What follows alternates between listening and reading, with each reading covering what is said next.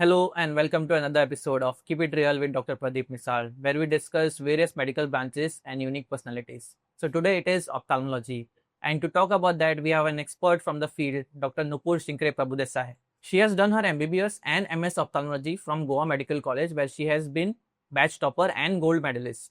She has done her fellowship in phaco-refractive surgery from Karnataka, and she has also worked as consultant in District Hospital, North Goa. Now, she is currently running her private practice in Goa itself.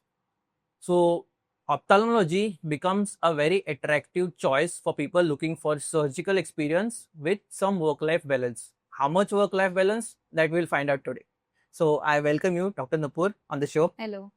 Give us some background on yourself, like the growing environment, schooling, just our audience to get idea about you. So I'm basically from Mapsa. So my primary schooling I have done from St. Anthony's School. It's a school till 4th standard in Korlim only. After that, my high school I've done in Saraswat Vidyalaya. My 11th and 12th standard I've done from Jnana Prasarak Mandal's Higher Secondary. Later on, I got admission into MBBS. So I've done my MBBS and MS both from Goa Medical College. So I passed my MBBS in 2016. I completed my internship. And 2017, I got into MS. So 1 year break I took for preparation for NEET. And later I passed my MS in 2020. So I was the first batch, the first COVID batch to pass MS. So that is another thing, meaning we had the practical exam was online and all of that. A studio was set up in the ward. So that was a very different experience. Okay, the online, I get it. Yeah. The external examiners were all online. So there were 4 of them joining from different parts of India. And a studio was set up in our ward only, the ophthalmology ward 101. So that was a different experience. And what about your family, ma'am? Like, do you come from a doctor family or? No, I'm a first generation doctor. Oh. My uncle is a doctor from my mom's side. Okay. My uncle is a doctor. And I have doctors in my family, but they are my distant relatives. So I have gynecologists, I have pediatricians in my family, but they're not very close family. So I used to stay in a joint family with my grandparents, my parents, me and my brother, my younger brother. So Okay. I'm a first generation doctor. That's good because we have some questions regarding that also later. Okay. And any special reason for choosing MBBS, ma'am? See, back then, now currently we have a lot of career options. Back then, basically when I was getting into MBBS, it was I think year 2010. I'm the 2010 batch. So as far as I can remember, it was just 2 things. Like either you have medicine or you have engineering. I was good in maths also. Okay. So I remember I had secured 96 out of 100 for my 12th board's maths paper. And that too, I left a rider because I didn't get time to complete it. It was a rider on circles. And I didn't get time to complete that 4-mark question and I got 96. So I was very good in maths actually, but I didn't focus. We had entrance level was, entrance to MBBS and engineering was with GSET. Yeah. So now it is NEET, UG. Yeah. So that time it was GSET. So we had PCMB. So because I was like more inclined towards medicine, I was focusing on B, the biology part of it. So for GSET, I didn't pay much attention to maths. So there I got less marks. But then my PCB score was quite good. So I was 3rd in Goa for GSET. How was your MBBS, ma'am? Like any fun memories you had during MBBS? MBBS was good. I remember we were some 4 or 5 students. I think Dr. Hortensia, who has done pulmonary medicine now. Dr. Rupma, who is a gynecologist now. Dr. Daksha, who has done her MD in pathology. Then Dr. Chinmay, who is also an ophthalmologist, but he has not done it from GMC. And Dr. Gaurav, who is practicing as a general physician in TV. So all of us, we used to go together. So we had hired a winger and we used to go together from Mapsa to Bambolim. So that I think we've done for about 2 years. So the first part of 2nd year, I think. MBBS was great fun, made new friends. So most of my friends, they were from Mushti Funds. Dr. Sharwani, who was also my senior in Oftal because I joined 1 year later. Yeah. So actually she's my batchmate. So now she has a hospital in Sankeshwar, she and her husband. So she was my best friend during MBBS. Um, But in general, it was a fun ride. yeah, it was very good. I have good memories associated with my MBBS. Okay. Like for PG, what was the criteria for you? Before my batch, it was entirely on merit. The Hmm. PG admission used to happen on merit. Hmm. Merit of your combined merit of your 3 years, whatever. Third year, part 1, part 2, second and first year. During my batch, they introduced some concept of 50-50. Hmm. So 50% weightage they would take from your merit and 50% weightage would be given to NEET, which was AIPGME at that point of time. So that year was a very hectic year because it was internship and all of those things. So I couldn't focus more on my preparation part, the Yeah. NEET part. So as a result of which, of course, my rank was not that good at the time of admission. So I decided to take a drop for that year. And later, as in when I took admission for MS, it was 100% based on entrance. Hmm. So which was NEET at that point. So for that 1 year, I did not attend any coaching class. Hmm. It was more of self preparation. Hmm. And I ordered for Material. their learning material. So I had ordered from DAMS. Hmm. And I'd also opted for their online mock tests, Hmm. which used to happen, I think, once in 15 days or something. You took 1 year gap, you said, for that Yeah, preparation. 1 year gap after internship. So Okay. 2016, I finished my internship, and 2017, I took admission for MS. Okay. And what was the process? What was the thinking when, taking off ophthalmology? Like, why you thought of that as a PG branch, or what other considerations you had during that time? So here I would like to mention one special person, that would be Dr. Pradeep Naik, Hmm. who was the then HOD of Ophthalm, and then he was the dean also of Goa Medical College. So he used to take lectures for us during our undergraduation, and he also used to take clinics for us. So I would say that he used to teach so well. Hmm. I would want to focus on a teacher's role Yeah. for a child or a student to develop interest in that subject. Yeah. So teacher plays a major role, I feel. Mhm. So the way he used to explain certain topics, I still remember his lectures even after so many years. Mhm. So you can imagine how well he must have taught. Yeah. So he had taken lectures on cornea, he had taken lectures on lacrimal apparatus. Hmm. He took clinics for us. Hmm. So surgical instruments, optical instruments, drugs, cases, retinoscopy. So I still remember, meaning the way he used to explain with examples. So during that time only I started developing interest in ophthalm. Okay. So I think the lectures used to start from 3rd semester, if I'm not wrong. Ophthalm. 3rd or 5th semester, I don't remember. Yeah, I think it must be 5th. Ophthalm we used to answer in 7th semester. Yeah. But I think it used to, the clinics and all used to start from 5th or 3rd. I'm not, Maybe. 5th Yeah. maybe. I'm not too sure about it. But I started developing interest in ophthalm that time onwards. Again, after, at the time of making a choice as a PG branch, of course I had ophthalm. I wanted ophthalm. Along with ophthalm, I was also considering skin as a branch, as an alternative. Now, my consideration behind choosing these two branches was the work-life balance, basically. So I didn't want a branch which was hectic in terms of night duties, emergency night calls. During internship, I discovered that about myself was that I was not meant for these things, because one thing I would want to say is I have migraine. I have migraine issue. Okay. So I have to have that 8 hours of sleep compulsorily. If my sleep doesn't get completed, if I skip my meals, or some things like these happen, I get frequent attacks of migraine. Okay. So I realized that hectic branches like gynec, general surgery, medicine, pediatrics, these are not my kind of branches. Again, second thing was the work-life balance part. Important. So, yeah. So ophthalmology, if you see, it's more of a 9 to 5 job. Okay. Very few emergency calls, and that too only if you're working in a government setup. If you're in a private setup, you can say almost 0 emergency calls, unless a patient has an injury, some trauma, some open globe injury, or some foreign body. Only then maybe you might be called. Okay. But apart from that, it's more of a appointment based 9 to 5 kind of a branch. You also had skin as consideration. I also had skin as consideration, but ophthalm was the first choice. Yeah, was my first choice, and I luckily got ophthalm. Yeah.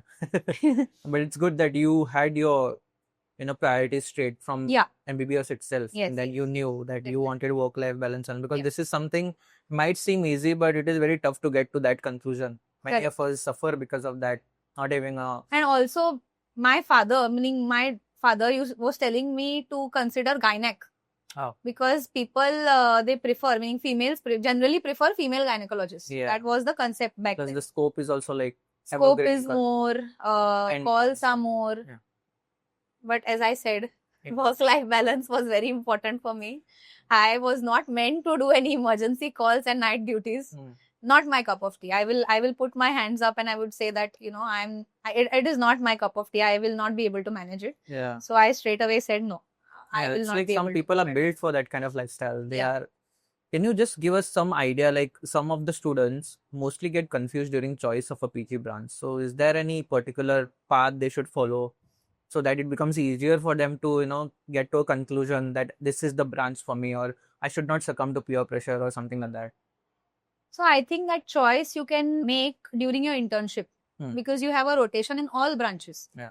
So at that point, I think you can figure out how each OPD works, how many cases you get to see, the kind of variety of cases that you get to see. Now, for example, in Ophthal, some people might find Ophthal to become a little monotonous because it's just the eye. And majority of the times, the patients we get are basically refractive errors, cataracts, redness. These are the major cases, meaning 70 to 80% of the cases in Ophthal OPD will be this. Some patients will have diabetic retinopathy. Some will have, a majority now have glaucoma. Some will be coming with trauma and other issues, squint, this and that, uveitis.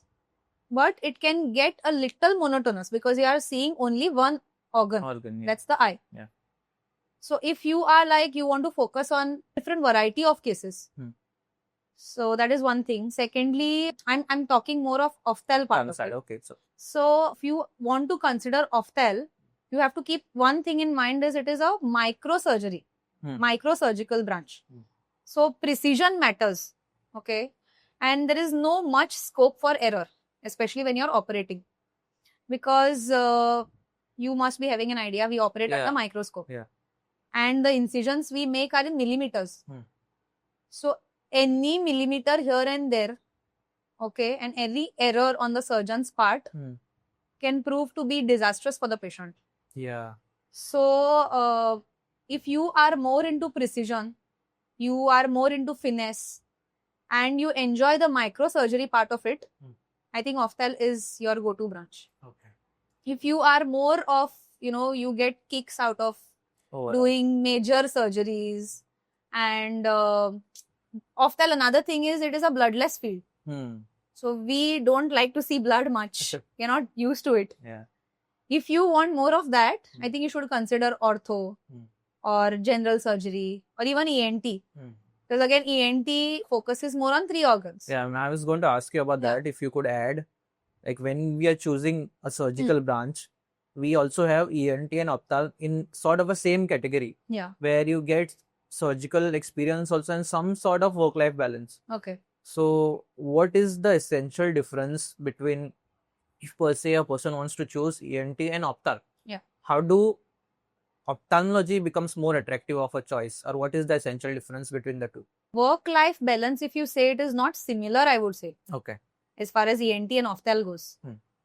Because in ENTs, you do have a lot of emergencies. Yes, you see. Agree. And they are like life-threatening emergencies. I mean, you have to attend to those emergencies. Like fishbone stuck in the throat. Even tracheostomy. Yeah, emergency tracheostomies are there. Traumas, they have a lot of traumas also, no? Suturings. As you said, bloodless, and blood is more involved here. And again, ENT, they do use microscope to operate like certain procedures of the ear, some tympanoplasties and all. But Ophthal, all surgeries are on the microscope, unlike ENT surgeries. So Ophthal, as I said, it's more of a microsurgical branch. Okay, whereas ENT, the field of surgery is a bigger field. Yeah. Involves more of blood. And again, if you see the OPDs, Ophthal OPDs are supposed to be very calm, quiet OPDs. And I remember that time, now I don't have any idea about GMC, but that time Ophthal OPD was the only OPD with AC. No other OPD had AC, and that is because we have a lot of instruments in our OPDs, which are very costly instruments, and they need that particular temperature for them to work in that optimal condition. Otherwise, they can fog. The optics can fog. So again, if you see opthal OPDs will be more of very calm OPDs, quiet OPDs. Whereas ENT, you'll see a lot of hustle and a lot of confusion. I don't know, but that is what I feel. It's considered as like the work-life balance is not comparable, you're saying, not as much. Not as much, I would say. Plus- ENT would have more of emergency calls. Emergencies and the surgical part is different. Yeah, surgical part is different. As I said, ophthal can get a little monotonous because any ophthalmologist would be surviving primarily on cataract.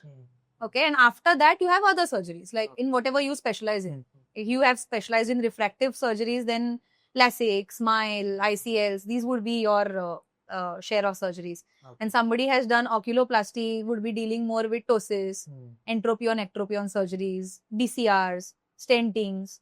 Then somebody who has done pediatric ophthal and squint would be dealing with squint cases, more of pediatric cases. But again, all these surgeons primarily would be doing cataract only, in and out. It's a major one. Yeah. And your subspecialty, whatever you have done your fellowship in or you have specialized in, would be again a smaller portion, I would say. Maybe about 25 to 30%. But your 70% would be primarily cataracts only. Cataract, no surgeon would deny. No ophthalmologist primarily would say no to cataract. Yeah. Even retina surgeons also do cataracts nowadays. We are going to talk about that cataract also, and Yeah. because we want to have that general idea about cataract also. Yes. And as you said, cataract being the major part of the chunk of the ophthalmologic surgery, so that also we'll talk about. Yes. So okay, but for essentially the difference between ENT and ophthalm when we're choosing the work-life balance per se, there is a different aspect of it. Then the surgeries are more broader when it comes to ENT, and Yeah. it's more of an emergency, hectic nature is more towards. And just I want to add one more thing over here is what you want to do after your PG. Huh. So if you see ophthal does require a lot of initial investment if you're planning to start your own private practice. So ENT, you would not need that much investment. They would need their lamp, whatever they use, And the and the scope. scopes. Yeah. But in ophthal, if you're thinking of putting or setting up your own clinic, you would need the entire refraction unit. You would need the slit lamp. You would need the auto ref. You would need the NCT or the rebound tonometer, whatever you are comfortable with. You would need the LED chart. So this investment Becomes for the instruments part of it becomes huge. It runs in lakhs. So anywhere between 10 to 15 lakhs, you can say. So the initial investment point of view also, ophthal is a little costlier branch as compared to other branches. And other branches will not want you to have that much initial investment. So later on, when you are like progressing in your practice, you can think of adding up to your this. But in ophthal, these are like the basic things which you have to have. So basic things only cost that much. Basic things only cost that much. So your minimum investment will be anywhere between 10 to 15 lakhs. So that is another consideration which you have to keep in mind. When you chose PG ophthalmology, you took GMC, chose GMC per se. And was there any other colleges you were considering, or you wanted? To be honest, no. I'm a very homesick person. I did not consider any other college. Okay. I was focusing only on GMC, I'll be honest. And I luckily got into GMC only through the state quota. Okay. So that I was lucky there. Okay, but are there any colleges you would suggest are very good when it compares? Good rank, you should definitely go for better colleges. Okay. So there is Mansi, there is, and also I would want to say about MS and DNB. So if you're getting a good DNB institute, you should not focus much on the MS part of it. As in MS and DNB do equally well later after they pass out. If you are speaking in terms of private practice, it is equivalent, right? Everything depends on the exposure, how much you get during your residency or during your fellowship. The exposure that you have got, the kind of surgeons you have worked with, the different amount of cases that you have seen, the amount of cases you have operated, the complications you have had, and how you have managed to deal with those complications. Any hospital or any organization which is giving you that much exposure, you should definitely consider. You should not think in terms of MS or DNB. Okay. So we have MAMC, then we have in the south, there is Arvind, which is offering DNB. I'm not sure if they are offering MS. But you have Arvind, specifically in terms of ophthal, I'm saying. So you have Arvind, you have Shankar Netralaya, you have LVPI, LV Prasad. Then you have Shankar Eye Foundation. Okay. Then many These are colleges. good. Yeah, we have Narayan Netralaya. Okay. These are all very good colleges. Okay. Now, after joining GMC, Hmm. can you just walk us through your day as a JR? Like, what are the things that need to be done on daily basis? What are the kind of cases you see? What are the working hours? How hectic it can get? As I said, I did my residency from 2017 to 2020. So first year is going to be a little hectic because as a first year you are expected to attend to emergencies. Hmm. As in you will be the primary contact between the patient and the this. And then in case you have any difficulty, you will be informing your senior about it. The day starts at 8 o'clock. You are expected to come to the ward. You will be allotted certain beds. That was what used to happen during my time. I don't know if there is a change now, but during my time this was the thing. So the certain bed, there were 28 beds in 101 ward. A certain amount of beds were allotted to each JR. Yeah, and that first year JR would be under second and third year JRs. Hmm. So we were expected to take rounds in the sense we was expected to take the patient's vision, brief history taking, Hmm. examine the patient on slit lamp, note down the findings. We have to make that diagram. This is everyday basis, This is everyday basis. in the morning In the morning, before the round start. before the actual consultant and SR round start. Okay. So we are supposed to see the patient on slit lamp. We have to make if it's an ulcer, Hmm. we are supposed to make that detailed corneal diagram with colors. Hmm. Color coding is there for each lesion. So that detailed diagram we were expected to make, and then we have to write the orders.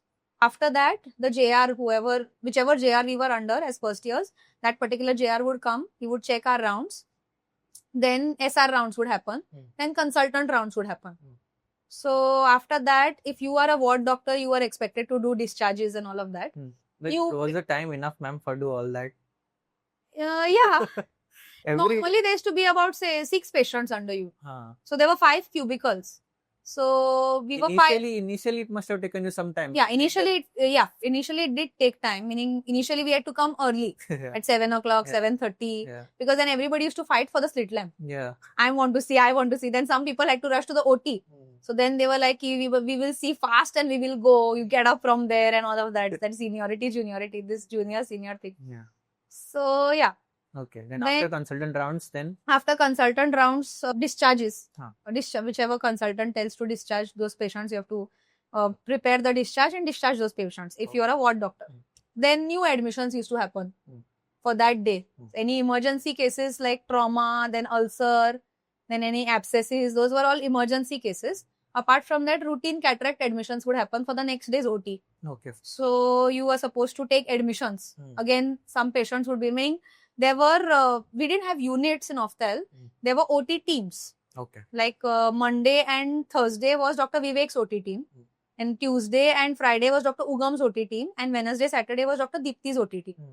Now I don't know Hmm. what is the scenario. But it was this way back then. So in that particular OT team, whichever JR is there, Hmm. that particular JR was expected to take history and see the admission. Okay.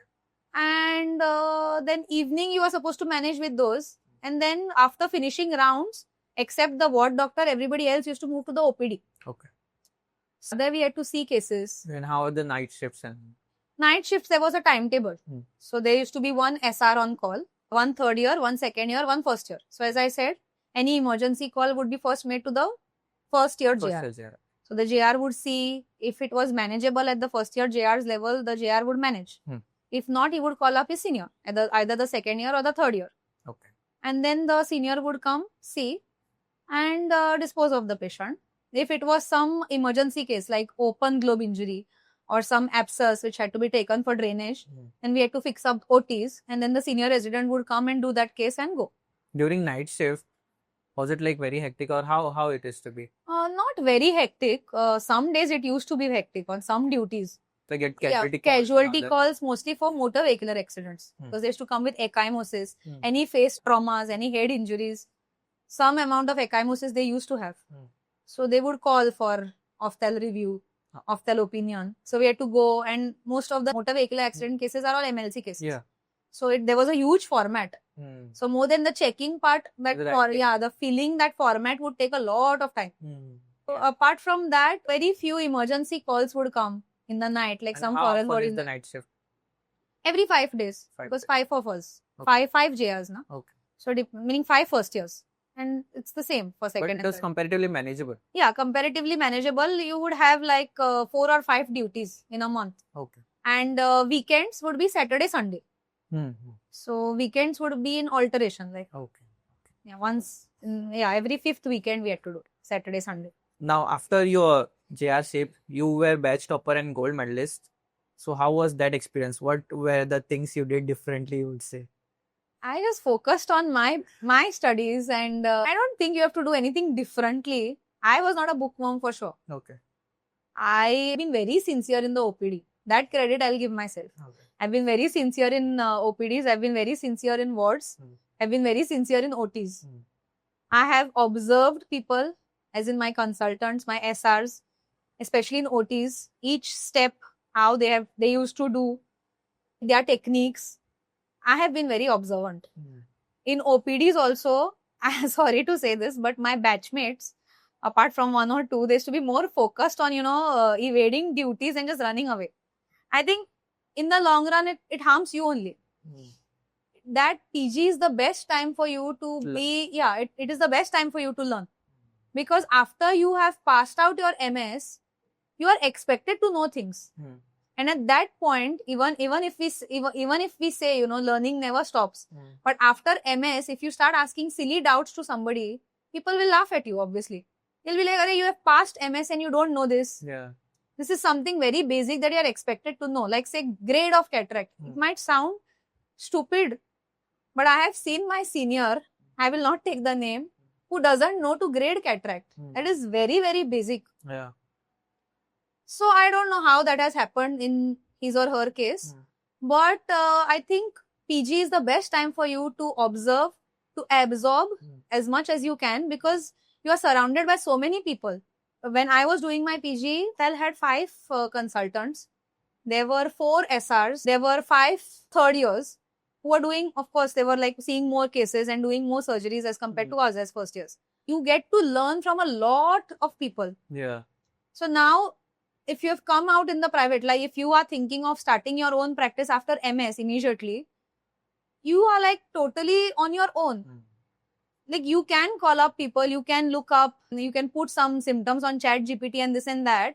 But basics, it's not going to tell you, no. So, but nobody is going to like hold your hand and teach you to operate or to grade cataract, as I said, as basic as it may sound. But this is the reality. Being observant. Yeah, observant and being sincere.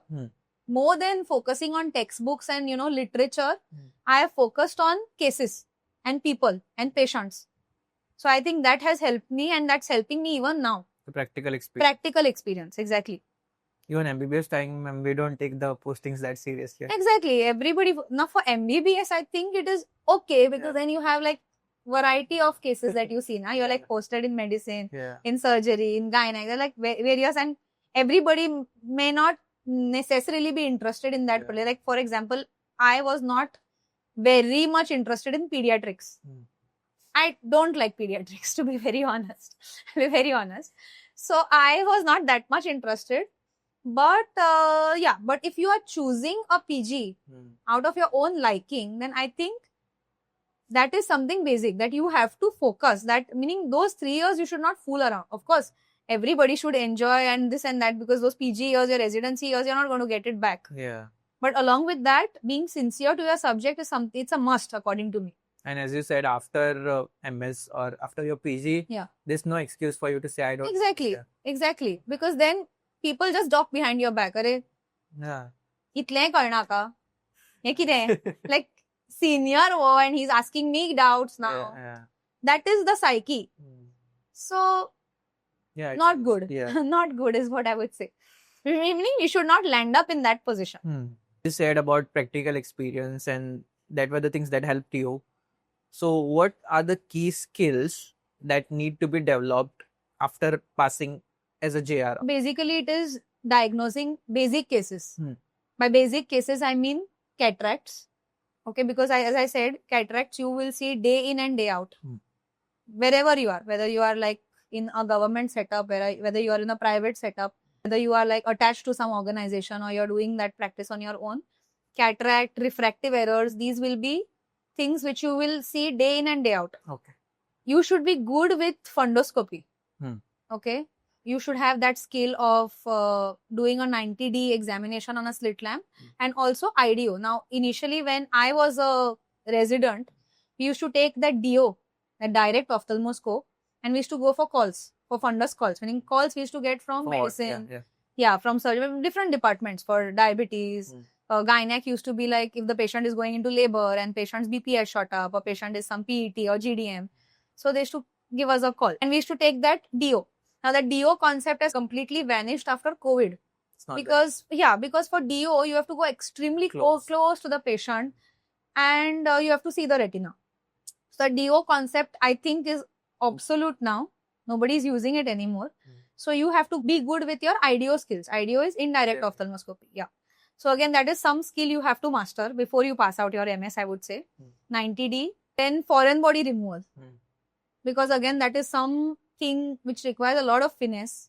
Patient is not under any anesthesia. Patient most of the times is going to be very uncooperative because they are already in pain. So we use a small 26 gauge needle to scrape that small tiny foreign body which is there in the eye, mostly metallic foreign bodies. So you have to have that skill. As far as cataract is concerned, as I said, grading of cataract is very important. Along with grading, to see the other conditions also that the patient has. So along with cataract, patient may have pseudo exfoliation, PXF, that is a condition. Then sometimes if it's a traumatic cataract or old age cataracts, when they're very hyper mature cataracts, patient might be having a pre-existing subluxation of the lens, which is very important to note because your entire surgery and the surgical intra-op surgical management changes if it's a subluxated cataract. So if you have not seen and you have not detected that subluxation prior to the surgery, on table you may have a surprise and then you might not be in a position to manage that case. Okay. So all these things are important. To do applanation tonometry, again, that is a skill which many people don't have. People don't know to do it. It's surprising, but I don't know.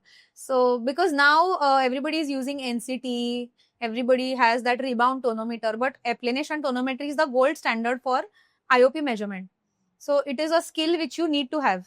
So this everything can be learned when you are doing your residency itself. Course. Yeah, you can learn it provided, as I said, you are serious about it. You're serious about learning. If you want to fool around and just escape your duties and run away from your duties, then no senior is going to come, hold you and make you sit and teach you. Okay. It is you who has to have that interest to ask your seniors doubts, questions. And nobody says no to teaching. Yeah. As a senior, if my junior asks me to teach that particular person gonioscopy, I will sit and teach him. But if he runs away, I'm not going to call him and say, Baba, come and sit over here. See, this is the way gonioscopy is done. Nobody would be interested in teaching the other person. Nobody wants to go out of their way and teach you, right?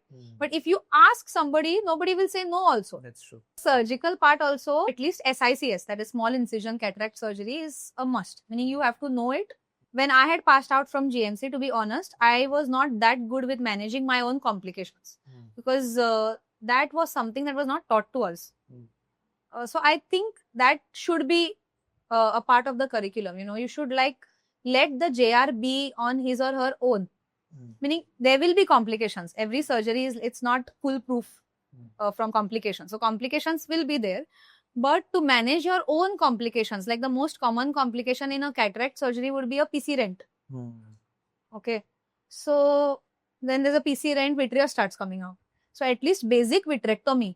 Okay, basic vitrectomy, how to manage a PC rent. In case of a PC rent, if you're not very good to put an IOL, at least you have to be taught to close the case, how to close the case. And these are very basic things which should be taught, which was not taught. So all these things I became fluent with when I went for fellowship. So there a lot of camps used to come. So on a weekly basis, there used to be like 1 or 2 camps and each camp around 10 to 15 patients used to come. They were DBCS camps. In Belgaum and Karnataka, they have that District Blindness Control Society camps, which in Goa we don't have. Okay, so these camps used to come and for those camps, we were given a free hand. So we could operate, and whatever complications were there, like nobody would come and like manage our complications. We were left on our own. Like you manage whatever you can manage, you manage. So we have gone through, like me and my colleague is also an ophthalmologist, of course. She's practicing in Redkers Hospital now, Dr. Shreya. We have sat down, we have seen videos of our tutor only, because there was a recording system. So we have seen his videos as in how he used to operate, each step, how he used to do for phaco and all of those things. Then on YouTube, we used to sit together and we used to see like rent zalo, when there's a PCR, how these people are managing very basic things. But again, as I said, that interest has to be there. Every time there's a complication, you just get up and say ki, I cannot manage this now, somebody come and manage. When you are alone, as I said, nobody is going to come to your rescue. Okay. Even if you're referring that particular, now sometimes after a rent, the nucleus can drop. Or you have put a lens and that lens can drop if the support is not there. Or sometimes there can be a intraoperative zonular dialysis. In which case you have to probably put a CTR, or you have to put a CTS and fix the bag and then put a lens, or sometimes you have to put the lens in sulcus. So all these micro things are there. So even if you're referring a particular patient, the person whom you are referring to also expects you to refer to him in a particular condition. Okay. Like they would refer you to do a basic anterior vitrectomy. At least the anterior segment of the eye shouldn't have vitreous. Okay. The posterior part will then be managed by the retina surgeon, right? So at least the anterior part. So again, that gives an impression of how good you are as a surgeon, as an ophthalmologist. Even that particular doctor will have an impression of how this person is referring the case to me, how badly he has done the case, or how the way you have handled the eye. All this is again, so I said, it is more of a microsurgical branch, and finesse is all that matters. Yeah. How delicately you handle the eye is also important. You said about all this, some of the people not knowing the basic stuff. What is your motto behind telling all this? Like, who at the end, who suffers, you think? In the end, it's you who make a fool out of yourself, and then the patient suffers, right? If you are in a private, even if you're in a government setup, I would say, and you are not very competent, you don't know basic things, you are just giving some medicine to the patient and sending the patient away. So you have to remember, ophthalm is a very delicate, yeah, it's a very sensitive, because somebody can lose their eye. And eyesight is everything. Yeah. Okay. Because of your incompetence, as I said, someone else or the patient shouldn't be paying a price for your incompetence, right? So because of that, knowing very, very basic things, like for example, difference between conjunctivitis and uveitis. It may sound very basic, but there are people who confuse these things and treat uveitis as conjunctivitis just with plain antibiotic drops, which is gross and it's criminal. You're not supposed to do it. Okay. So if it is in a private setup and you do this, I'll tell you what will happen. The patient is not going to have any effect from your medicines. He's going to worsen. Then because he has not got any effect with your medicines, he will go to another ophthalmologist. And that second ophthalmologist is invariably going to tell ki first doctor, see what he has done. Okay, so again, it's your loss, right? It's your loss. At the end, you are losing out on that patient, and that patient is going to tell 10 other people. Trust. Tajakade gochu na ka, sarko poina doctor. This is what happens. This is the reality. This is what happens. So as far as basic cases are concerned, I think this is not, meaning there is no scope for error. There's not much scope for error when ophthalmology is concerned, because the patient pays a price for it through their vision. Yeah. Somebody can lose their eyesight, somebody can lose their vision, and that is very gross. When do you actually get surgical hands-on experience during your residency? Surgical hands-on experience will be second year onwards. Okay. This was again during my time. Now I don't know. But first year, the first 6 months, you'll be majorly kept in the ward and the OPDs. Okay. And after 6 months, your OT postings will start. So first, initially for 2-3 months, it's just going to be observership. And you're just going to observe what happens in the OT, how blocks are given, how the patient is prepared, the draping part, and all of that. Basically, meaning how you communicate lenses to that particular consultant. Because in GMC Ophthalm OT, there are 3 tables. Okay. And 3 surgeons operating simultaneously. So for every patient who goes in for the surgery, we have to prepare and keep that foldable lens, that rigid lens of that same power as a backup lens, and all of those things. So first 2-3 months will be basically observation. Then they will start with blocking. So in GMC, when we were there, everybody used to do surgeries under blocks only. Hmm. So peribulbar blocks used to be given. So those blocks were basically given by JRs. So JRs used to block patients for consultants and SRs and then shift the patient.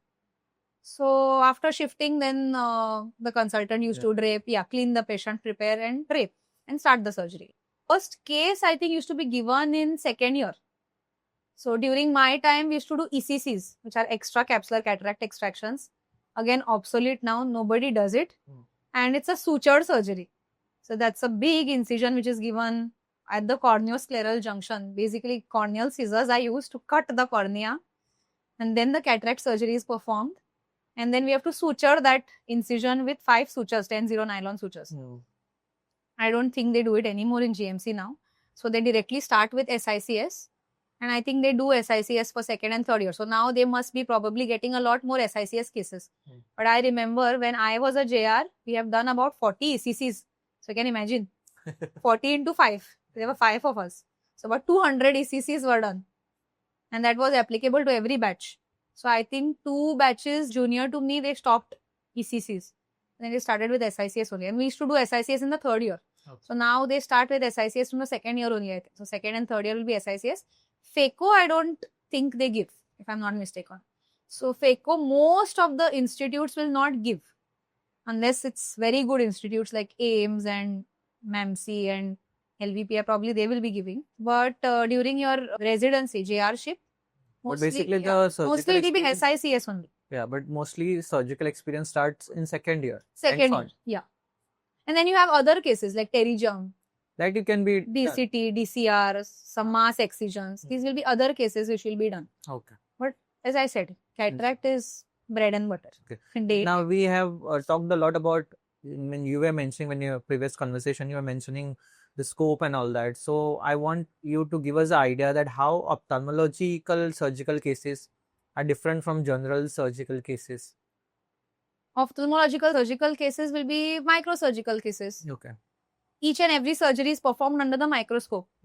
Okay. As I said, the incisions that we place are in millimeters. For FACO, the incision that we are placing now is about 2.2 to 2.8 millimeters. So you can think how tiny that incision is. So any millimeter here and there is going to cause error. Error in the sense it's going to cause astigmatism to the patient. Patient is going to have a post-surgical refractive error in the form of astigmatism. Other branches will be like more of a macrosurgical field. Not much involving microscopes and all. If you see ENT, if you see gynec, if you see surgery, but they will have those laparoscopic procedures and all of that. We don't have blood. Initially, did you feel thoda scared too? Because it seems very sensitive. And yeah. Because minor incisions means... So I will tell you how they used to prepare us. Meaning they should not directly give us to operate on the eye. Some institutes do have wet labs. Okay, when they have these artificial eyes or goat's eyes on which they allow you to operate. So GMC doesn't have a wet lab. I don't know. They might get one in the future. But we used to practice suturing on sponge. So that 10-0 nylon suture, it's a very tiny suture. It is like not even, it's finer than a strand of hair also. So you'll not be able to see it also. That the thread also you will not be able to see. And the needle also you will not be able to see unless it's under a microscope. So that 10-0 nylon suture, it comes with a sponge. It's like entangled on that sponge. So that sponge we used to use to practice suturing. So we used to give incisions on that sponge only, place that sponge under the microscope, give an incision with the blade, and then practice suturing on that sponge. That suturing is a very complex thing. Again, I'll tell you that there are many senior surgeons who don't know to suture. I don't know. I think you're going to upset a lot of people. I don't know how to put this across, but yeah. This is your way of telling kid. This is my way of telling PGs to be serious. Yeah. Okay. Otherwise, it's patient's loss. Otherwise, it's patient's loss, it's your loss. Okay. Especially if you're in a private setup and you're on your own. If you have 10 other people in that institute working, you can ask for help anytime. But if you're in a private setup, nobody's going to come and suture your case, right? It's a very stupid thing to ask somebody to do that. Okay, so again, that's something very basic. And I have spent hours learning that suturing. Okay, as I told you, we used to not be given cases in the first year or even the initial part of second year. I used to sit after OTs just for that microscope, put incisions on that sponge and learn suturing. I should ask for instruments from sister, the suturing instruments, because it's a very complex thing because you are under microscope. Only the way you're maneuvering you can see with the under the optics. Okay. You cannot see your hand movements. Like how we do open suturing now with 4-0 or 5-0 silk. That way you cannot see the way your hands are moving. It's only the tip of the instrument that you can see under the microscope. Okay. It's similar. It would be similar for laparoscopy, I guess. So you need a lot of practice. You directly cannot start practicing on a human eye. Okay. So you need a lot of practice just for that coordination to come. You should have that hand and eye coordination. And if you're a phaco surgeon, you have to have hand, eye, ear, foot coordination, everything. Because the machine beeps. Every beep is different. The beep for occlusion is different. The beep for trenching is different. The beep for vacuum is different. And again, you have to have that coordination on your foot also. Because the foot pedal position matters, na? It's all fine movement. Yeah, it's all fine movement and coordinated movements. Then again, I would say people might not have that stability of hands. Yeah. Some people might not have it, na? So again, those people should reconsider. If they are considering about ophthal, they should reconsider. If you have, some people have fine tremors, hands are not very stable.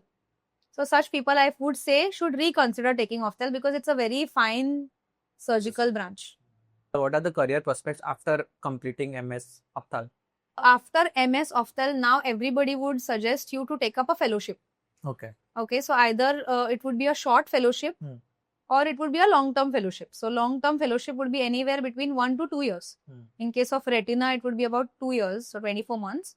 The fellowship which I did, phaco-refractive, was 18 months, but there are institutes who are offering this same fellowship for in that 12 months period. Fellowship, I think you have to do, at least if you're not going for a long-term fellowship. Short-term fellowship at least is a must because now everybody, all patients who will come to you will expect a laser surgery. Laser surgery meaning phacoemulsification. And as I told you, phacoemulsification is not taught during JR-ship. I don't know the reason behind that. Why it is not taught? Thinking that Why it is not taught, I don't know.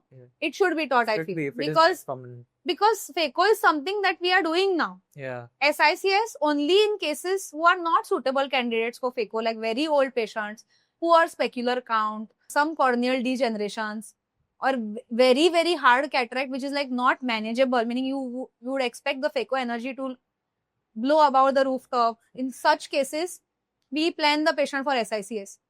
But apart from that, like 95% of the cases will be phacos only. So I don't know why it is not taught. So it's only possible to learn it in fellowship. Yeah. Unless you're doing it from AIMS or MAMC, as I told you. They do it. Yeah, they do it. They don't know to do SICS actually. They are only doing phacos. That is another thing. Okay, you like should that. know SICS also. Basic thing. Because it's either phaco or ECC for them. So if they are like doing phaco and something goes wrong and they have to convert, they convert it to ECC and then they put sutures. Because they don't know to do SICS. SICS, I would say, requires a lot of skill because you have to create that sclerocorneal tunnel. That tunnel should be perfect, should not have a premature entry. So SICS for that tunnel construction does require a lot of skill. So you should know there should be a balance. So SICS and then phaco will be a better. Yeah, SICS and then phaco. Because phaco would be more of that coordination part. Rest of the thing the machine does for you. So I think fellowship everybody does now. If not a long-term fellowship, short-term phaco fellowship, so at least everybody does. It's a must. It's a must. Okay. Because you have to know phacos, right? And that confidence you will not have to purchase your own phaco machine and start practicing on a human eye. No. That much boldness nobody has. Nobody should have also. So you should, of course, you should take up a fellowship and practice under somebody's guidance. After phacos, I would say if you want to sub-specialize in a particular thing, like I said, oculoplasty is there. Then you have pediatric ophthalmology. Then you have retina. So these are the subspecialties which are there. Neuro-ophthal is there. Uvea fellowships are there. So these are like, meaning if you want to like specialize in one particular, cornea, how can I forget cornea? Yeah. So these are the things which are there. Meaning if you are thinking of a subspecialty from that point of view, then you can consider these fellowships. But after MS, joining phaco is a must. But if you're not considering to do phaco and you're like directly going and joining, first of all, they'll not take you only if you don't know to do phacos. Because when you're joining some private organization also, they ask you how many cases you have operated, how many phacos you have done. In phacos also, how many topical phacos you have operated. Like now everybody wants painless surgeries, right? Painless, needleless surgeries. Nobody wants to get pricked also. So now we are doing phacos only with drops. So that also they will ask you before they are absorbing you. Like big corporate hospitals like ASG is there, Agarwal's Center for Sight. All these are like big corporate hospitals, right? So whenever you are applying there also, these are the questions that they will ask you. How many cases you have done, how many phacos out of those cases, and how many topical phacos. And apart from cataracts, what else surgeries you're comfortable? Topical means the painless Yeah. drops. Yeah, only drops are put and surgery, because phaco is clear corneal incisions, right? Cornea, meaning it's just the drops, and then we have intracameral anesthesia also, which is given. Okay. The patient doesn't have a prick. In prior corporate hospitals, you can join, or you can come for private practice, or it will be later. You should have a little bit of experience before you decide to go full-fledged private. So either you can join an organization and work there for about 1 or 2 years, or you can take up your bond or whatever, meaning join a government setup, practice. But this is one good thing that you told, ma'am, that you need to have that fellowship to be qualifying. Yes, fellowship I feel is a must. If not long, at least that short-term fellowship is a must. Because nobody bothers to teach you phacos. That is the thing. Now, what about going abroad, ma'am? Had that crossed your mind ever? Or what are the things? Going abroad, yes, it did cross. I wanted to go abroad. I actually wanted to go to Israel for glaucoma fellowship. And I was considering that. But later COVID happened. Actually, it was like me and my husband, we were planning to shift to Israel for 2 years. He wanted to do his fellowship. It's a post-PhD fellowship. He wanted to do that, and he was already in talks with a university in Israel. And I had also gone with him, and we had spoken to a professor there who was ready to offer me that glaucoma fellowship. So things didn't work out, but COVID, because of COVID. Other abroad options that can be. In Ophthal, we have an exam. It's the Fellowship of International Collegium of Ophthalmology, FICO exam. So once you've passed that exam, they offer you certain fellowships. They're not fellowships actually, they're observerships. So in different parts of the world. So you have certain fellowships in the US, in the UK, some fellowships in Australia also, if I'm not mistaken. So you can take up those fellowships. Like they are like 1 or 2 months or some 3 months observerships basically. And you can consider. But for you to take up fellowship abroad, first of all, you have to first see whether your license is valid for practicing. Because I don't think US, UK accepts. You have to give their exams, no? Okay. So UK, I think, had PLAB back then. I don't know now what it is. And US has USMLE. So you have to clear their exams, and those exams are quite tough. So you have to clear their exams, and probably you might also have to repeat your residency. Yeah. So that is another thing. How much can a freshly passed MS ophthalm can earn earning potential? What do they expect?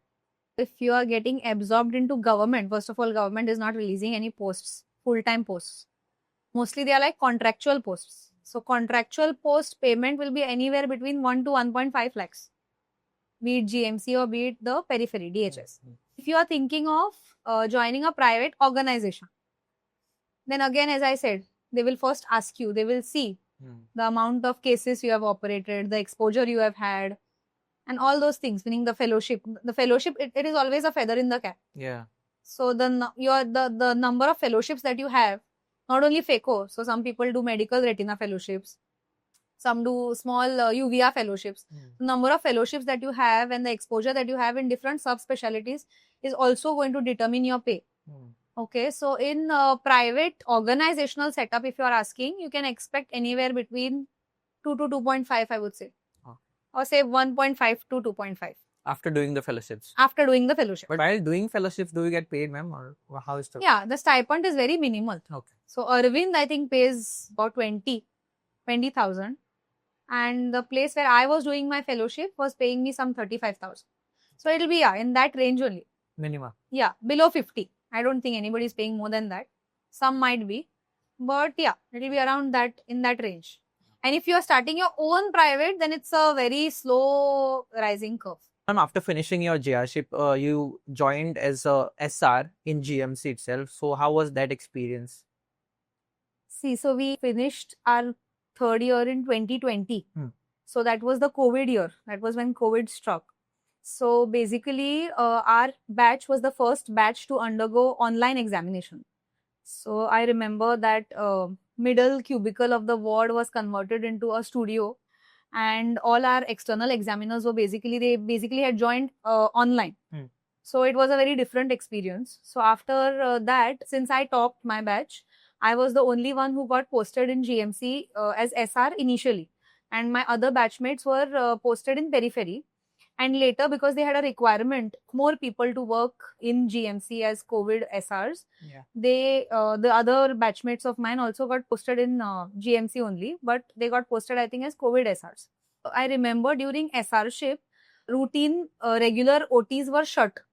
So there were no routine cataracts being operated, only mature cataracts, hyper mature cataracts, or the ones who were like going into lens induced glaucomas, etc. Only emergency cases were being taken up, and of course trauma cases, so open globe injuries, and those cases were being taken up. I think you had to make that separate cubicle in casualty and all that. Yeah. So a separate COVID OT was created behind casualty, and that OT was very bad, meaning the ACs were not in working conditions, and we had to put that entire PPE suit, and operate.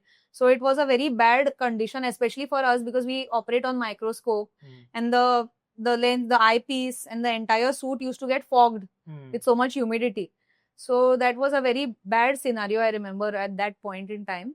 Hardly, I think, for around 3 or 4 months, I was in GMC as SR. Mid-December, I left. I got selected for fellowship at Netra Darshan Eye Hospital, Karnataka, which is now a unit of Agarwal's Eye Hospital. So basically, I wanted to do something related to my field, because we were just being posted in COVID duties routinely. And because in SRship, you have to have that experience about your field, right? So you need to operate more cases, you need to see more OPD patients of your branch, like pertaining to your field of ophthalmology. I did not want to waste my SRship period, because that was a golden period of that is a golden period of gaining more experience, to operate more cases, to see more patients, to learn things, like actually hands-on, as you say. So I did not want to waste that period of my senior residency. So that's why I chose to go ahead with a fellowship. So it was a 18-month fellowship. I have done my fellowship in phaco-refractive surgery. Basically, we were given phacoemulsification cases and refractive surgeries like LASIK, PRK, ICL surgeries, then C3R surgeries. So all these kind of surgeries. And of course, since it was only a eye hospital, we got to see a lot of eye cases, like ophthalm cases in and out. Was there any specific reason you chose to do phaco-refractive surgery fellowship now? It was basically because I wanted to gain mastery over cataract surgeries, because no matter how much ever other cases we see in our OPDs, cataract is the bread and butter of every ophthalmologist. And with the kind of exposure we had during our junior residency, I felt I needed more practice in surgeries, and I wanted to become perfect in phaco surgeries mainly. Also, I wanted to handle my own complications, which we were not taught much during junior residency. So I remember as a junior resident, whenever somebody used to have any complication, they used to just call the senior or the consultant to handle their cases, and the consultant or the senior resident would take the case forward from that point onwards. So the junior resident was not really taught to, handle complications, how vitrectomy was performed. In a case of a PC rent, how IOL has to be implanted. So these are just some examples, but basically junior residents were not given hands-on practice when it came to complications. So I always wanted to, at least manage my own complications, and, the patient should benefit at the end of the surgery. The patient should not be, at the receiving end because the surgeon is not able to manage complications well. And your referral rate, basically, now see, if there is some complication which cannot be managed by an anterior segment surgeon, will need referral to a retina person or a VR person. But something that you can handle, like putting an IOL or doing basic anterior vitrectomy, has to be done at your level. or even when the support to fix an IOL is weak, like when there is a major degree of subluxation or zonular dehiscence, or when it is a very hyper mature cataract, the zonules are weak, the entire back comes out with the nucleus. So there is disinsertion. So in such cases, you have to fix different types of lenses. Like you have scleral fixated IOLs, you have iris fixated IOLs. So all these kind of things you should know as an anterior segment surgeon. So this was basically what I wanted to know in and out. I wanted to be perfect at these things. So that's why I chose to go ahead for a long-term fellowship. It was sort of an investment for a better future, you can say. And what are different types of fellowships that are available? One is VR fellowship, vitreoretina, in which they deal with different retinal and vitreous conditions, like retinal detachment surgeries. Then we have macular hole surgeries, ERM surgeries, any cases of nucleus drop or IOL drop, all these kind of procedures. Then you have pediatric ophthalmology and squint fellowships, in which they deal with strabismus cases basically, and pediatric cataracts and pediatric ophthalmic cases. Then you have cornea fellowships, in which they deal with all corneal diseases. Then you have UVA fellowship. Then you have oculoplasty fellowship, in which they deal with conditions of the adnexa mainly. So any cases of ptosis. Then you have entropions, ectropions, any DCRs, sorry. So all these kind of basically cosmetic procedures. And is there anything like short and long term or something like that? VR fellowships, mostly surgical VR fellowships, mostly range from 18 to 24 months. So somewhere between 1.5 to 2 years. In even the oculoplasty and your pediatric ophthalmic and squint fellowships also are mostly long-term fellowships only. Short-term options are available, but they are mostly observership kind of options. Okay. And these short-term fellowships are paid fellowships by them. Yeah. You have to pay the organization to give you cases. Yeah. So per case, you are paying anywhere between 2 to 3,000, say, or even more than that sometimes.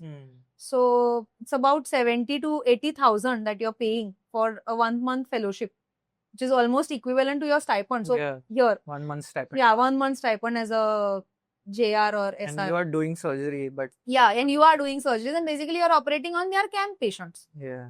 But it's totally unrequired and uncalled for if these people only give FACO cases during JR-ship is what I feel. So after your SR-ship, you joined as a consultant in North Goa District Hospital. So how was that experience now?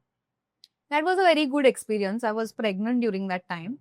So I think I joined North Goa District Hospital somewhere around September 22. And again, I worked there for another 4 or 5 months till I went on maternity leave. So yeah, everybody over there, especially Dr. Salina, I would like to mention, she was extremely supportive looking at my condition at that point in time, because I did have a few difficulties during my pregnant phase. So she was extremely supportive. And yeah, the exposure over there, because I had already done a long-term fellowship, FACO fellowship, and I had joined there. So yeah, they used to give me FACO cases and all of that. But yeah, everybody was very supportive, and I had a very good time in good memories associated with Azilo. Okay. And then you thought of starting your private practice? No. Then I went on maternity break for 6 months. Okay. And after 6 months, I had to resume because my 1 year bond period was remaining. It's a compulsory 1 year bond period, right? So 3-4 months of my compulsory bond period was still left behind. So then when I spoke to Dr. Salina, she told me that OT is now starting at Community Health Center, Sakli. So she only gave me the idea that why don't you think of joining there? They also require surgeons. There were just 2 of them at that point in time. So they also, because now they are starting with OT over there, so cases will start increasing. They will need more surgeons to operate, to see OPDs. So why don't you consider it? It'll be a good thing for you also, because my child was just 6 months old at that point in time. So I would have to spend a lot of time in traveling if I had joined at Azilo. So because I used to stay at Sakri only. So then she gave me the idea, you join at CHC and it'll be a good thing for you, and they also require surgeons. So then I joined there, and when I joined, the OT had not started. I joined on 1st August, I remember, 23, and the OT started on 16th August, 23. So just in 15 days, everything started, and it was an amazing setup over there. Instruments which were not there in GMC also were present over there at that point, just being a community health center. So yeah, so there I started doing FACOs only. It worked well for both of the institute Yeah. as well as you. Yeah, So, for me also, because it was extremely close to my yeah. residence. And The OT had not started before that. yeah, it had not started. They were in the process of starting the OT, but it had not started for some other reasons. Okay. But after I joined, after 15 days, it started. So it was like I also did not miss on much. And then I got a lot of exposure at CHC Sakli. I have to mention that I have operated almost, I think, more than 1,200 cases over there in a span of 2 years. So the exposure was lots. I got to learn also a lot and practice a lot mainly at Sakri. And of course, because I was like close to my house, I could like give my 100% attention on my work. So I did not have that stress also of traveling, and then there was no wastage of time basically. Yeah. So it was like a win-win situation for both of Both us. of yeah. Then you went into private practice. Yeah, so almost I think then I kept on extending my bond because I also got to practice that much. So finally I finished my bond in December, this December 25. So after that I went into full-time private practice. So morning and evening. So how does setting up a private practice in Optal? What are the factors that are need to be considered? Some of the important things. Or how costly it is based on that factors and all. If someone wants to start a private practice as an ophthalmologist. Yeah, so one thing that I would like to mention here is that in ophthalmology, the initial setup that you have to make if you're planning on starting your own private practice, the initial cost of setup is huge. Okay. As in, you will have to rent a premise or like purchase your own premise. Apart from that, the instrument cost that you have to, put in your own clinic is a lot more than what other branches would need. So in Ophthalm, you would require a refraction unit. Then you would need a slit lamp. Then you would need a autoref. You would need a rebound tonometer. And you would need a vision chart. Then you would require an IDO of your own. The lenses which are required, so 90D lenses, 20D lens or a 2.2D pen retinal lens, gonio lens. So all this, if you sum it up, it comes anywhere between 15 to 17 lakhs. Okay. The entire cost, I'm saying. And apart from that, you have your working costs. So your premise, then you have your receptionist or whatever that you're keeping. So initial investment only that you have to make to start off is quite large as compared to other branches. Yeah. This is just the OPD setup that I'm talking about. Apart from that, any hospital that you get attached to for your OTs, no hospital will, agree to put a setup for you. Okay. They will expect you to put your own OT setup. So basically, you will have to put your own microscope, operating microscope, your own phaco machine, your own operating table. So all this setup also comes to about 30-35 lakhs. Apart from the OPD setup. Apart from the OPD setup. It's quite so the entire setup, if you see, comes to about 50 lakhs minimum. Minimum. This is something different I've seen from other branches, surgical, and if they have a collaboration with hospital, they get to use the OT and all that. Yeah, they get to use, like especially laparoscopic surgeons. Yeah. The hospital has their own laparoscopy unit and the surgeons share that thing. But here in Ophthalm, we don't have that concept of sharing and all. Yeah. You are like expected to put your own setup, and even surgeons who have their setup don't generally agree to, share their setup. Okay. Unless a very few surgeons who are nice people. Apart from those few nice people, the other people are very, I don't know, extremely competitive. But don't want to can't share blame their them, no, because you must be having to maintain that. Yeah, that is also there. tradition and That all. is also there because it's a huge investment thing. So it's very costly. Those instruments also are like quite costly. So if somebody else is using it in your absence and if something happens by chance, then there is no accountability. Yeah. But And ma'am, the repair cost also will be as very. a first generation doctor and becoming an ophthalmologist and having that private practice in mind and putting your own setup, how practical is that? Because it costs huge amount to put your setup. Yeah, it does. So that is the thing. And also, initially only the practice will not, even after investing so much, you would like, it is sort of a pressure, I would say, because then you start thinking in terms of at least returns on your investment and at least about breaking even. So how much ever I have invested, I should be able to break even on that investment at least in 2 to 3 years. But sometimes that may not happen because the pickup rate is quite slow. So sometimes you may have just one patient, sometimes two patients, sometimes they might be like no patients for 2 to 3 days. So you must have that patience basically, and that persistence and that perseverance that you have to show up every day. Practice builds up. It takes time, but for the patients to place their trust in you, the way you examine patients, the way you explain things to them, and how well they get convinced by the way you explain them, all this, it takes time for patient trust to build. And then it's mainly your practice will mainly flourish by word of mouth. Yeah. So one patient has a good experience, will go and tell 10 other people, his friends or relatives maybe. And that way, more patients you will attract. But all these things take time. So you should have that patience for at least 2 to 3 years, to be persistent and to show up every day. Even if you don't have patience, you have to just show up, sit in the clinic and just be calm. Yeah. Okay, but you have to set your finances properly, I think, at least during that time. Yeah. Maybe have store of that years, considering that in mind that this many years I have to have that patience. Yes, you have to have. You are not supposed to, give up midway. Yeah. That patience you should have. Yeah. So then what's the benefit of being associated with a hospital, ma'am? The setup is yours. Being associated with a hospital, I think would gain patients who are loyal to that particular hospital. Like there are few patients who are loyal to a particular hospital or a particular brand. So I think those patients you can target apart from your own patients. Secondly, when you are putting your own setup in a hospital, they would basically cut a small percentage from your per day consultations. Like for example, they are charging a patient 400 rupees, I'm saying. 300 would be the doctor charges, 100 would be the hospital charges. But in that 100 rupees, basically they are giving you their staff. Yeah. So you don't have to keep a separate staff or a separate receptionist to take appointments and all of that. So you don't have to maintain a separate staff for you. And basically they don't expect any rent from you to house your instruments. Okay. So they basically will give you a premise or a OPD setup, and you can just house your instruments in that OPD setup. Yeah. So you don't have to pay any additional rent nor any working cost for a receptionist or maybe the electricity bill or the water bill.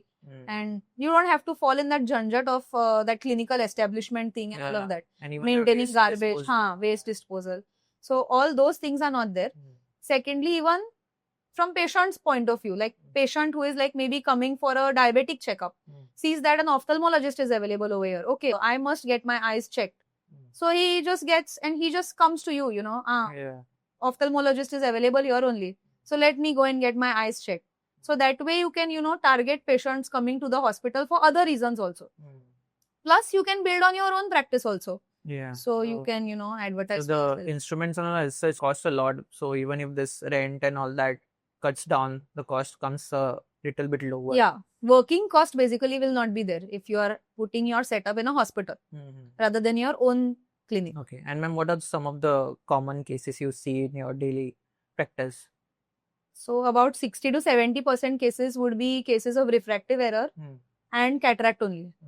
Then the other cases which will be there will be infections. So conjunctivitis, sometimes corneal ulcer, trauma, pterygium cases would be there, few of them. Some cases will be retina cases, diabetic retinopathy, then glaucoma cases. But mainly it is cataract and refractive error. And now we see a lot of cases of dry eyes also. Dry eyes? Dry eyes associated with computer vision syndrome, digital eye strain. Okay. So because now everything is digital. So everybody is spending most of their time on either the phone or laptop, tablets, etc. So what happens is prolonged use of any digital devices. Basically what happens is your blink rate goes down because you're like so much glued on to the screen. So your blink rate goes down. So it should be anywhere between 16 to 20 blinks per minute. It goes down drastically to about 5 to 7 blinks per minute. And that causes a lot of tear film instability. Okay. So the dry eye cascade starts from there onwards. Then you have all these symptoms.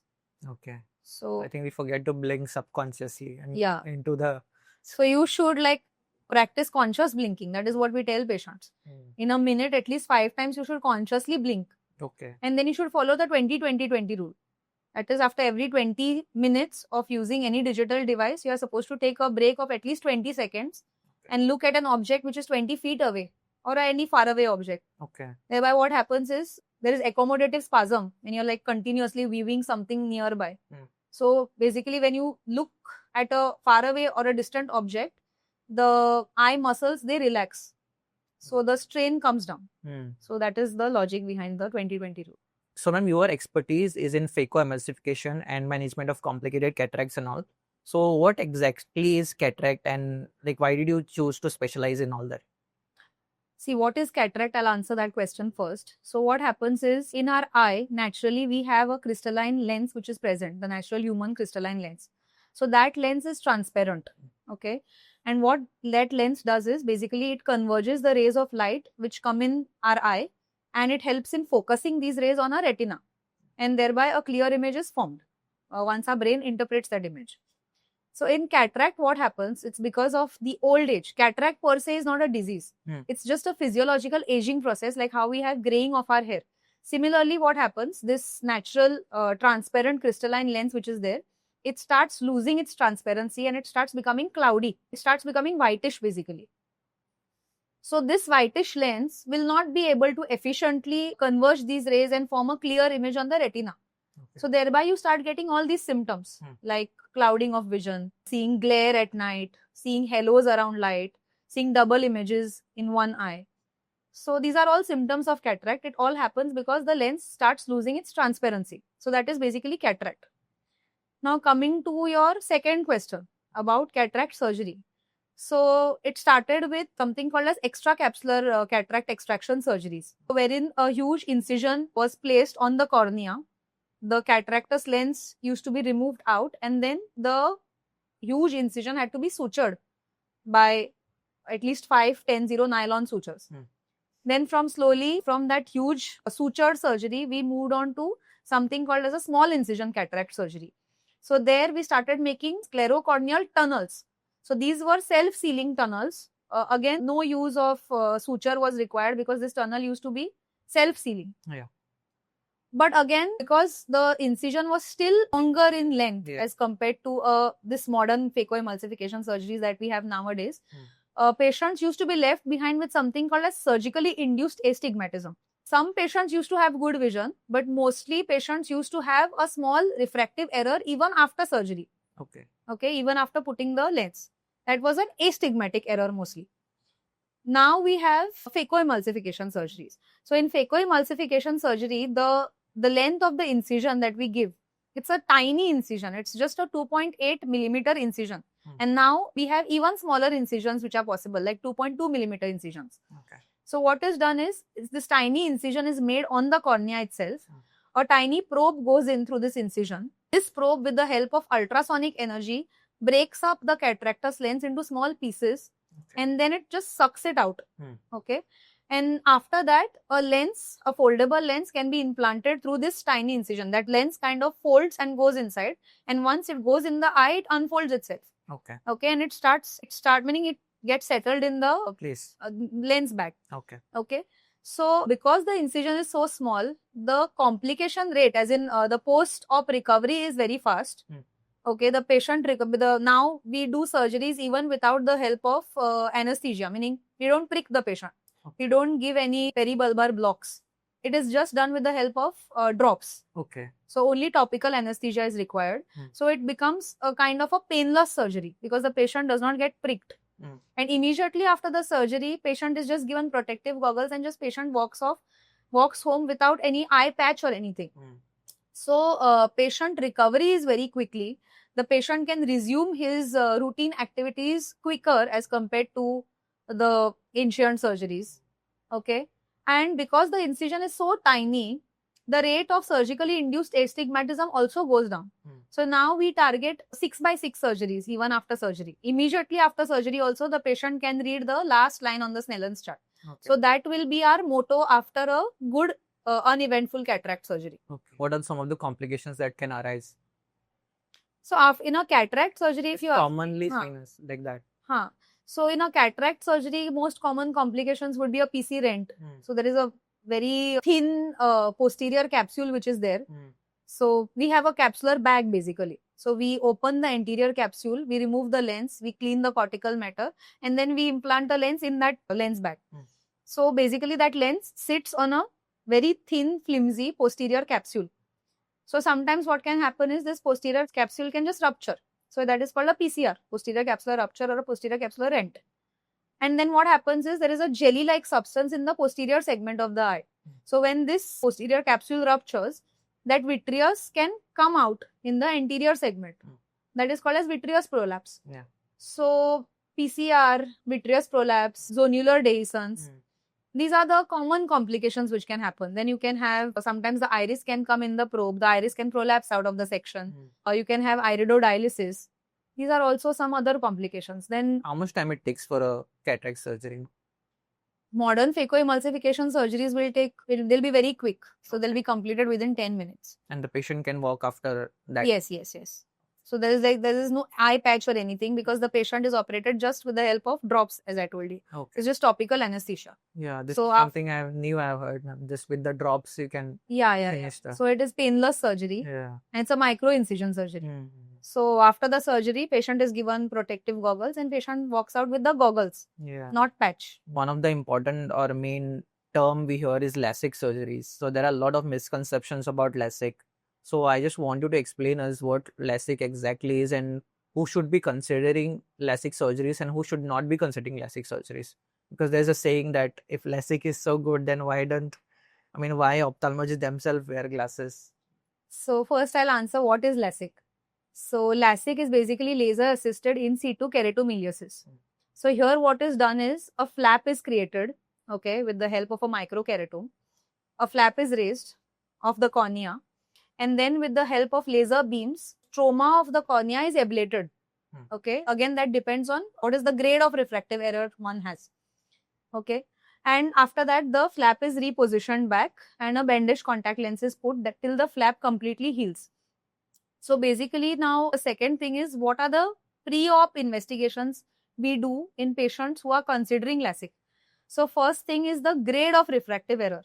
Now if a person has a very high refractive error, so which is like more than 8 diopters or 10 diopters, they are poor candidates for LASIK because I told you basically the stroma of the cornea is ablated with laser beam. So if it is a very high refractive error, a large amount of stroma will have to be ablated. This will leave behind a very weak and a very thin cornea.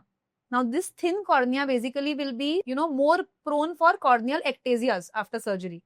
So because the eye has a normal intraocular pressure, with this intraocular pressure, if we leave behind a very thin cornea after any cornea-based refractive procedure, this normal intraocular pressure can push the cornea forwards. And we can have something called as induced corneal ectasias after surgery. People having very high refractive errors are not good candidates for any cornea-based refractive procedures. Second thing is patients who have dry eyes, like pre-existing dry eyes. So because, as I told you, in LASIK, a flap is made. This flap causes a disruption of the normal tear film distribution over the anterior surface of the eye. So patients who are already having dry eyes, LASIK can worsen it further. Okay. And also because there is dry eye, the healing of the flap is also going to be delayed, causing more complications. Third thing is the patient's retina. Now, myopic patients generally tend to have something called as peripheral retinal degenerations, like lattice degenerations or paving stone degenerations. We do a very thorough examination of the patient's retina before the patient undergoes LASIK. Because if the patient has weak retinas, they are like more prone to induce retinal detachments after undergoing laser-based procedures. So these are some of the things that you need to consider. Apart from LASIK, there are other cornea-based refractive procedures and lens-based refractive procedures. Okay, we call them laser vision corrections basically. So in other cornea-based procedures, you have something called as SMILE, that is small incision lenticule extraction surgeries. Then you have something called as PRK, which is photorefractive keratectomies. Then you have something called as placement of intracorneal rings, okay, intacs. These are different kind of cornea-based procedures which are available. But again, as I told you, dry eye is one common something that follows any cornea-based procedure. So dry eye, a patient who already has like moderate to severe dry eye will not be a very ideal candidate to undergo any LASIK or any cornea-based refractive procedure basically. So for these people, we have other options. We have lens-based refractive procedures. So you have something called as ICL surgeries. These are implantable columnar lenses basically. These are like very tiny shell-like lenses which can be placed in between the iris and your normal lens. Okay. It basically goes in the sulcus. Again, if the number is like very, very high and you don't expect these lenses also to sit and fit properly in the sulcus, you can go for refractive lens exchange. So refractive lens exchange is nothing but it's similar to cataract surgery. Here, instead of a cataractous lens, the clear crystalline lens is removed out, and in the bag only we do a IOL placement. So like these are this. And why ophthalmologists don't undergo this? Again, it's a very personal thing. Meaning, if you are like comfortable wearing your glasses or contact lenses, I think there is no requirement for you to undergo any refractive surgery. It is for people who don't want to wear their glasses or don't want to wear contact lenses every day.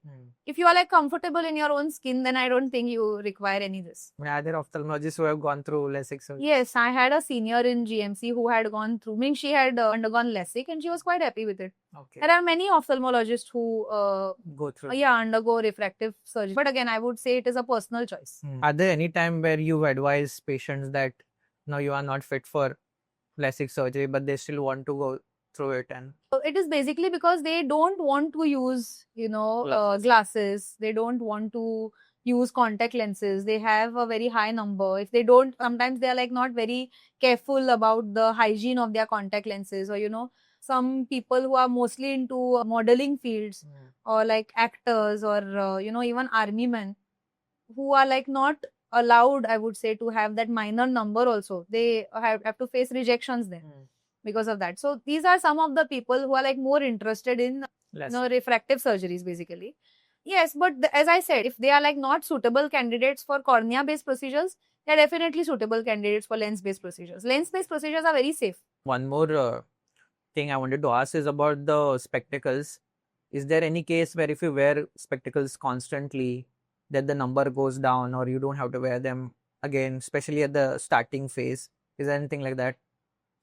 No. See, why we advise now children who get spectacle numbers, why we advise them to wear their spectacles regularly is because if they have a refractive error and they don't use their glasses regularly, they can get something called as amblyopia. So what happens is, because the eye is not able to perceive and focus a very clear image on the retina and the brain does not get an adequate signal, what happens is gradually the eyesight starts going down. So there is no anatomical defect in the eye. Everything is fine. But because a clear image is not able to form on the retina, the eyesight automatically starts going down. Okay. When the child can have something called as amblyopia. And then that never recovers. Okay, meaning their vision, even after they say at the age of 5 or 6 years, they had a refractive error and they've like always neglected that refractive error. And say at 20 years, they come to us and that time we detect, say, a refractive error of say -4 or -5 and we give them that correction at that age, their vision will not become 6/6.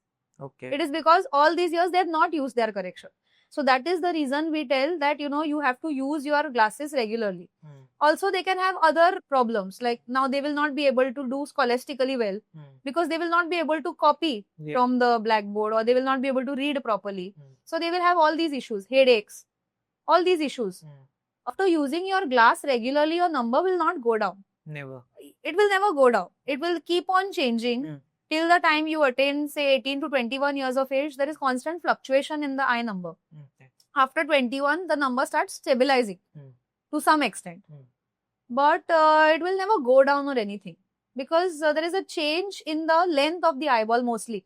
So in myopia, what happens is there is slight enlargement of the eyeball. So the image which has to form on the retina forms just ahead of the retina. Yeah. And in case of hypermetropia, the eyeball is shorter as compared to the normal eyeball. So the image forms behind the retina.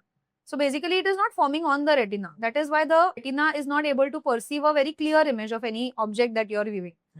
So the eye number will not go down, but it will save you from other issues. Like mostly in children, it is amblyopia. Okay, so once you have glasses, then you will have to wear them throughout. Yes. Okay. Now some adults do come. Okay, in meaning they say that I have always had a number, But now I can see distant objects even without the use of glasses. Now that happens when cataract starts developing. Okay. It is because the density of the nucleus of the lens, it changes. Because of that, what happens is there are like certain changes in the refractive index of the normal human lens. And that's why they were not able to see before. They feel that they can see now, but it is another issue. That is, they are developing cataract. Yeah. It is not that their number has gone down. Yeah. It's just that their lens is having some changes now. He must be thinking they got some superpowers. Yeah, they do think. Suddenly vision improved. Yeah, they do think that. Yeah. Ma'am, what are some of the common habits that destroy one's eye health, and some of the recommendations to keep your eye healthy? Nowadays, as I told you, everybody is like into phones, especially teenagers, okay, and young adults are like almost glued to their phones all the time. It's sometimes even us. We also do it. Like we are like all the time scrolling, and that scrolling, it just consumes your time like anything. Meaning the reels that pop up every other second. Like you're just glued to your phone and you just can't let go. It's because even we're thinking the reel comes, same topic. Yeah, that's what. Even what we discuss, I think it picks up and then it starts showing you, meaning the suggestions that Instagram gives you, the algorithm, it is too much. I mean, the kind of reels it shows you, it's very addictive, the content that it shows you. Yeah. So you just tend to like keep on scrolling. As I told you, the digital eye strain, that issue is a lot nowadays. And also because now the culture is like mostly work from home culture. Everything is online. So we have patients coming to OPD saying like they are like on the screen all day, and by the end of the day they have a lot of tiredness, headache, back pain, neck pain. All these issues are there. So they are like all symptoms of dry eyes only. First of all, whenever like your work involves a lot of screen use, or you are like working on the laptop all the time, you have to make sure that the lighting condition of the room in which you are working should be ambient working conditions. So the lighting should be proper. It should not be too dim. It should not be too bright. It should be like just proper. Then the level at which your screen is there, it should always be below the eye level. Okay. So that you don't have to strain your neck muscles also much. That is also a component of the digital eye strain only. Okay. Then after that, as I said, you have to follow the 20-20 rule. Yeah. So if you feel that you're working for a prolonged period of time, after every 20 seconds, you have to take a break for at least half a minute and look at some faraway object. Then third thing is to practice conscious blinking. So at least 5 times a minute, you have to practice conscious blinking. Any food related habits, ma'am? Food related habits, I have also made a reel on it. Patients mostly ask, like parents generally ask that, eating carrots or eating any green leafy vegetables will help my child or help me get rid of my number. The answer is no. Okay. So it will not help you get rid of your number. But having said that, these things are very rich in antioxidants. And carrots especially are a very rich source of vitamin A. So they are also required to maintain a good eye health. Okay, vitamin A deficiency, for example, can cause night blindness and xerophthalmia. So you also have to maintain a good enriched, proper balanced diet. I also made a reel on eye makeup. So use of excessive eye makeup like kajal or mascaras, or using expired substandard products for the eye. Again, these can be very disastrous because this can cause infections mainly. Okay. And again, some women, they are like so much into using surmas and kajals. What happens is that prolonged use of kajal blocks the oil glands which are there in the lid margin. And basically, if these oil glands, they get blocked, the secretions can get collected inside. So they are like more prone to developing repeated styes or chalazions. And these can even develop into lid abscesses. Then they are more prone to developing dacryocystitis. Because again, there is a block in the passage of tears. There's this blue light, all those glasses, the filters they offer when you're choosing glasses. Do they help, ma'am, extra on that, the computer protective glasses and all that? Because See, there are it a is lot of nowhere options proven available. that blue light causes dry eyes. It is not proven. Okay, blue light does, hamper your sleep cycle. Because it hampers basically the production of melatonin. It sends wrong signals to your brain basically. Okay. So just before bedtime, when you use your phone, and that too, the screen is like very bright and all, your brain gets wrong signals because at night it has to be dark for your brain to start secreting melatonin, and melatonin is a hormone which induces sleep. So because there is a disruption in this cycle, and blue light is mainly responsible for that, the disruption of the melatonin sleep cycle. So yes, that causes a disruption in your sleep cycle pattern. But it is nowhere proven that blue light causes dry eyes. So blue light filters are mostly gimmicks, basically. Yeah. And So- all those computer protection glasses, the You have functions- anti-reflective coating glasses. Okay. They are good Okay. because they reduce your glare to quite a bit. Okay. So anti-reflective coating glasses are helpful, yes. But nowadays the screens which come, they mostly have all these filters. And for your phone also you have an option to reduce brightness. Then you have an option for night mode on your screen also. There's something called True Tone also, which Yeah, that in yellow. that night mode, your screen color it turns to Yellowish, yellowish. yeah. Yeah. So basically, it blocks the blue light. even the glasses are provided with the yellowish filter. I mean, Yeah. now, They are photochromatic glasses. so they are useful. That they work. Yeah, they do work. The yellowish tint glasses, what you're talking about, are photochromatic glasses. Okay. They turn yellow when you go in the sunlight. They are different. Hmm. And then they'll be back to their transparent color when you come indoors. So those are different. But this blue light filter glasses are more of a gimmick, I feel. I personally feel that. Nowadays, your screens and all, they are like inbuilt Blu-ray protection they have. So you also have been invited to give lectures as a faculty. So how has that experience been? It was a good experience. Earlier, I used to present papers. Now I've been invited as faculty. So recently, I attended MOSCON, which was the Maharashtra Ophthalmic Society conference, which was held at Taj Siddharth. I think it was in the month of September, October, somewhere around that time. So now I will be presenting one paper at AIOC, which will be held at Jaipur in March. So I had presented a paper which I published with my husband and other professors from Goa Institute of Management. My husband also works there. So that paper was basically on the business model of Arvind Eye Care. Yeah. How Arvind Eye Care had come with the sole aim of, reducing needless blindness. That was their sole aim. And how they have built such a huge organization. They are like spread across almost 10 to 15 cities across the south of India. And basically it's a not-for-profit organization. So how they have scaled in that, and now they have ventured into making consumables. They are into making intraocular lenses. So they have ventured out into other fields apart from eye care. So basically it's a paper which deals with all of that. Okay. So So I presented that paper in MOSCON, and I'll be presenting the same paper in AIOC as well. okay.